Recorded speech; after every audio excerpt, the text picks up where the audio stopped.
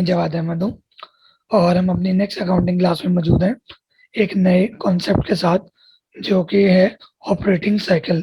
Operating cycle क्या होता है इस क्लास में हम ये डिटेल में स्टडी करेंगे। तो चलिए हम ये क्लास शुरू करने से पहले अगर अभी तक आपने मेरे चैनल को सब्सक्राइब नहीं किया तो काइंडली चैनल को सब्सक्राइब कर लें ताकि नेक्स्ट आने वाली वीडियोस आपको टाइम पर मिलती रहें। चलिए अपनी क्लास का स्टार्ट करते हैं। ऑपरेटिंग साइकिल क्या होता है?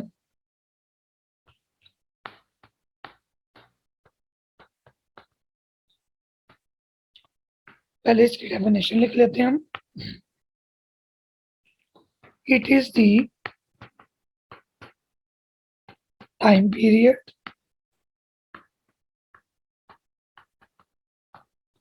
between acquisition of stocks and cash received from their disposal। यानी इस डेफिनेशन के असल में दो पार्ट्स हैं। It is a time period, ये उस टाइम पीरियड का, उस वक्त का या उस दौरानिए का नाम है। बिटवीन दो चीजें हैं। एक्विजिशन ऑफ स्टॉक, आपने रॉ मटेरियल कब खरीदा? जब आपने रॉ मटेरियल खरीदा वो time. And cash received from there disposal, disposal कहते हैं सेल। और जब उस रॉ मटेरियल से आपने फिनिश गुड्स बना ली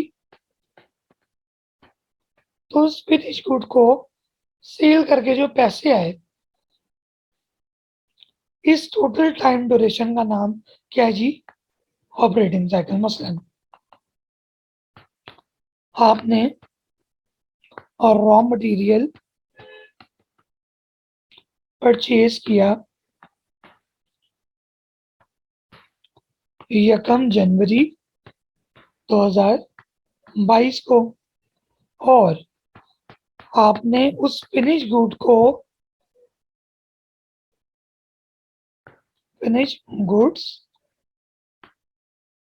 को सेल किया 25 जनवरी 2022 को। तो ये फिनिश गुड कौन सी थी?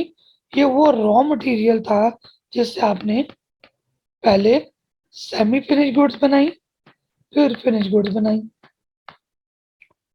तो 1 जनवरी से लेकर 25 जनवरी तक जो 25 डेज का 25 डेज इन्वॉल्व हो रहे हैं, this 25 days are called operating cycle.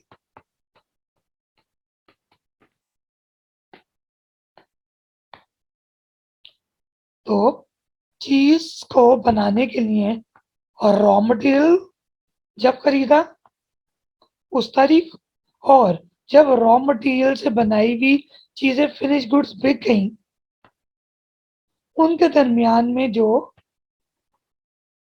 Gap है, नंबर ऑफ डेज इन्वॉल्व है, वो number of days operating cycle कहलाती है।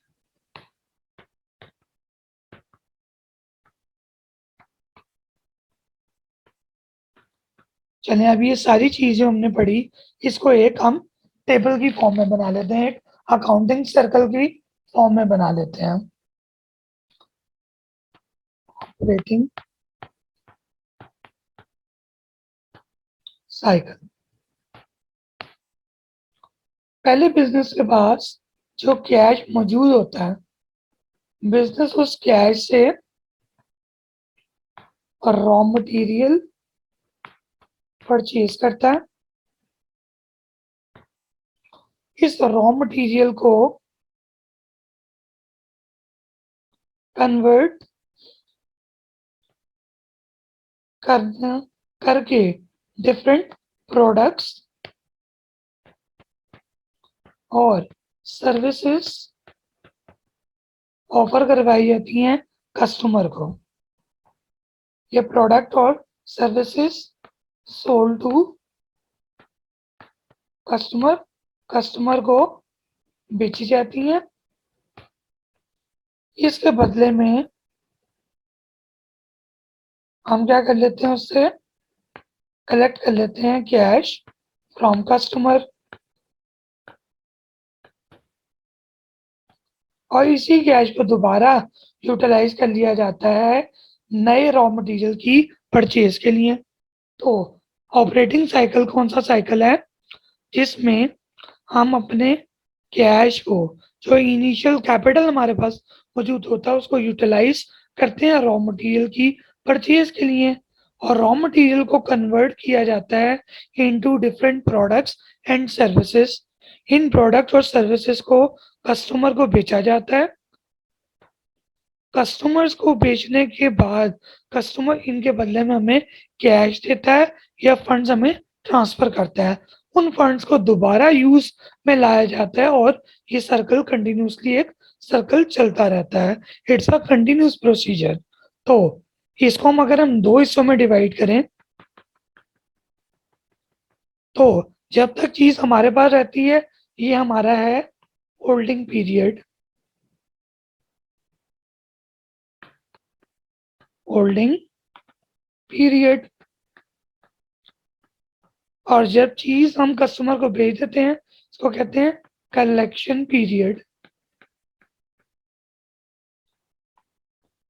तो operating cycle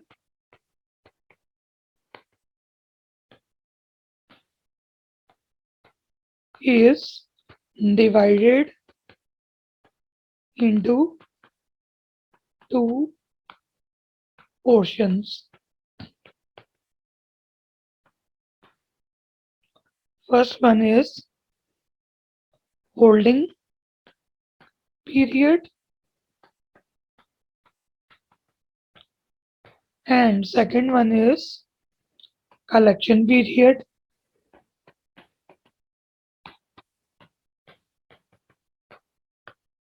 And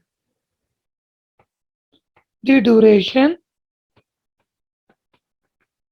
involved between them is called as operating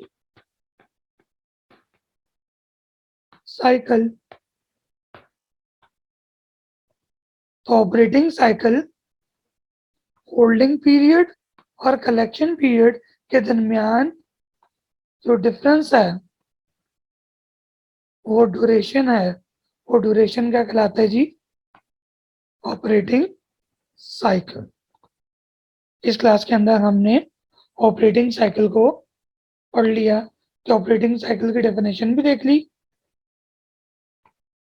इसका हमने एक पिक्टोरियल एक्सप्लेनेशन भी दे दी सर्कल बनाकर, और साथ इसको दो पोर्शन में डिवाइड किया। First one is called holding period and others is called collection period, and the difference and the duration or the difference involved between them is called operating cycle. Of the concept has been well explained, so let's meet in the next class. Thank you for your time.